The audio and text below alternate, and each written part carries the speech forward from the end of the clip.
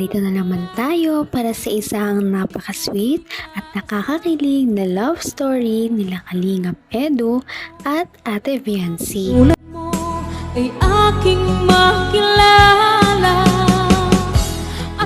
Para sa pagpapatuloy ng ating love story ay pumunta ang Kalingap team sa isang lalawigan kung saan ito talaga ay pinakasikat.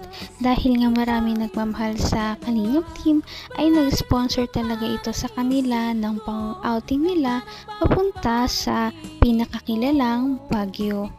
Noong pumunta sila dito ay nagkaroon sila ng maraming mga activities kasama ang mga iba't ibang love team maliban sa EDSI. Kaya dito nagsuot din sila ng mga traditional na damit ng mga taga Baguio at dahil sa kanilang mga kagandahan at kagapuhan, bumagay talaga ang mga damit nila na suot-suot. Kaya ito na nga ang mga pangyayari na talagang abangan natin.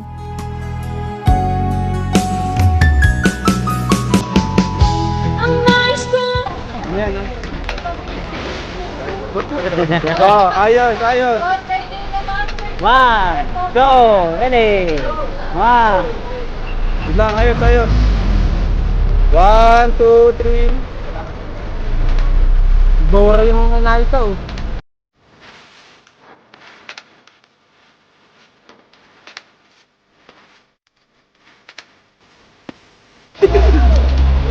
Tara, tayo lahat. Ay, meron tayo ganito. Lady ng ni Kuya Jens! Kuya Jens! Thank you, Kuya Jens! Uy, meron ako. Ay, grabe. Tara tayo. Lahat! Hey!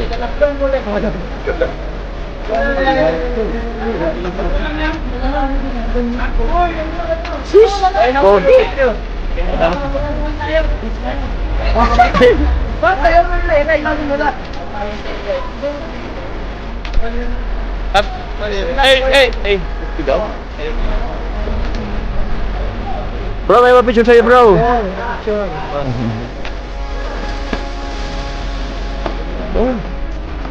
Saan po sa Bicol? Hey! Yung sa ating bayan, mga kabayan!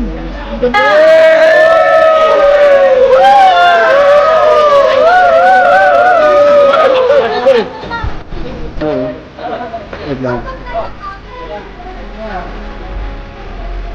Chaco Wing Badus. Kulay blue, ang ganda ng blue ah. Ganda oh.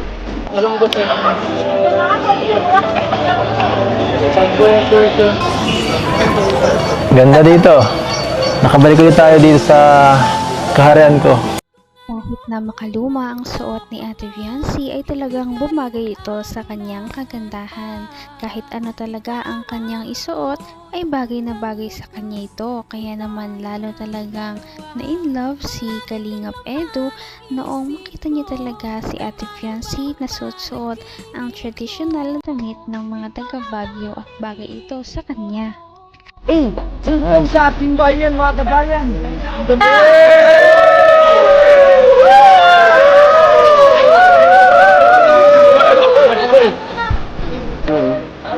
Wait lang.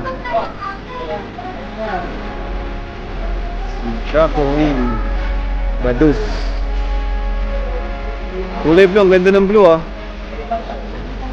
Ganda oh.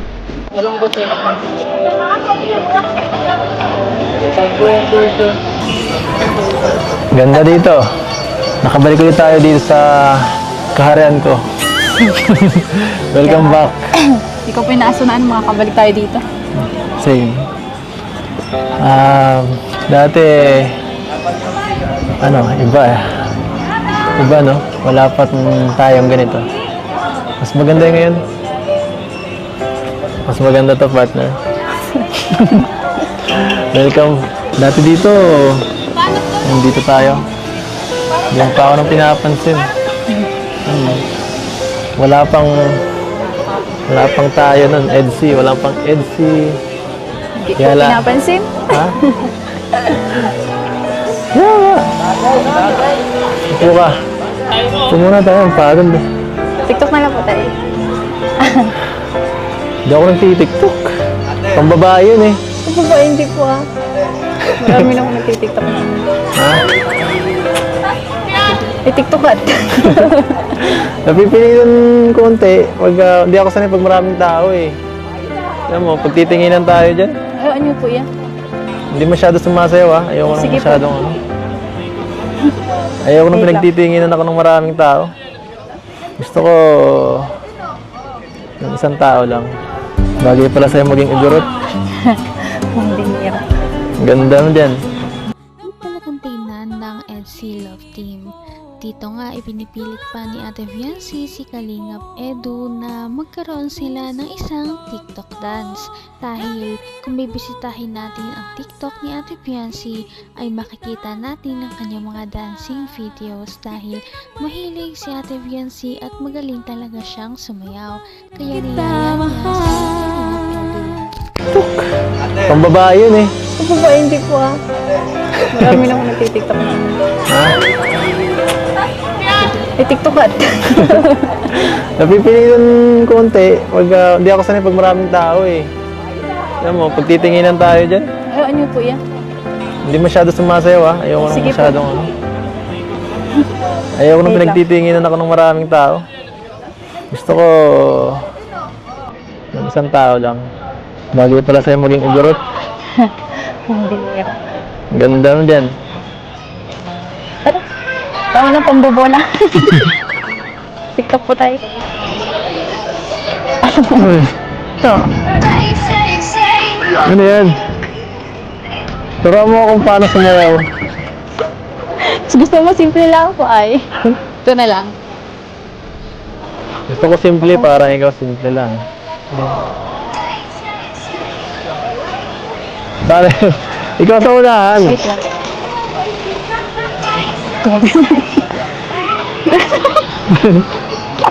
Ano? Ganun. Ganun? Ganun lang. 1, 2, 3, 4. Yan? Ganun. Ito po muna. Wait. Uy, Sorry.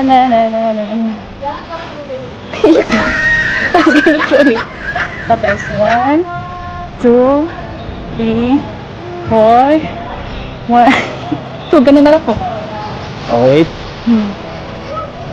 Tapos, ganun ulit. Ulit. 1. Dito po. Yan. Ah, Ganun lang. sige. Sige ba? Dapat viral yan ah. Basta ikaw, viral po yan. Uy. Siyempre, hindi naman talaga nakatanggi si Kalingap Edu sa request ng kanyang wifey. Sila ay sumayaw ng mga TikTok dances na makikita ninyo sa official na account ni Ate Fiancé sa TikTok. Nag-e-enjoy din naman silang dalawa kahit sabihin ni Kalingap Edu na ayaw niyang sumayaw ay halatang na-enjoy niya ang kanilang pagsayaw. Abot kamay na kita.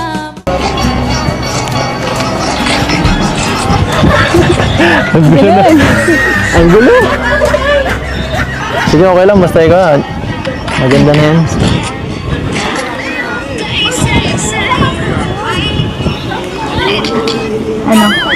Ano? Ano? Lamig dito, grabe. Ay, sorry po. Yung jacket niyo po kasi andun sa... Ha? Yung jacket. Sa van.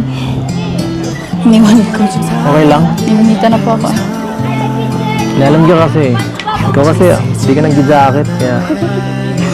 Hindi, manipis eh. Tapos naka-crop top ka pa.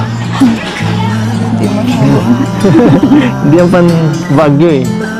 Hindi ka naman native dito. Dito tayo sa di ka pa sanay. No. Iwan ka na ng mga kasama mo. Ang ganda po dito sa karean niyo. Oo. Gusto mo Ganda dito? po dito ang tumira. Gusto mo dito tumira? Joke lang. Gusto ko pa rin po sa bahay. Sa bahay? Sa kila mama.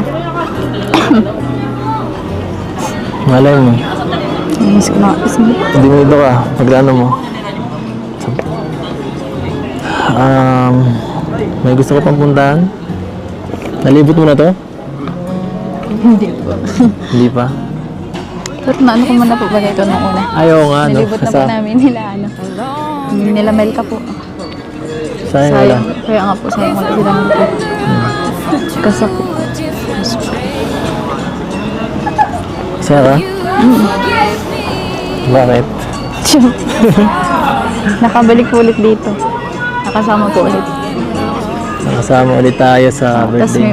may mga bago pong angels kasama. Oo nga, no? Sinong pinakaya mo sa kanila? Wala po. Bigay ng may kapal. Hindi talaga makakalimutan ng EDSI Love Team ang pagpunta nila sa Baguio dahil sobrang memorable nito at marami pa nga silang mga ginawa na makikita din ninyo sa aming mga susunod na video.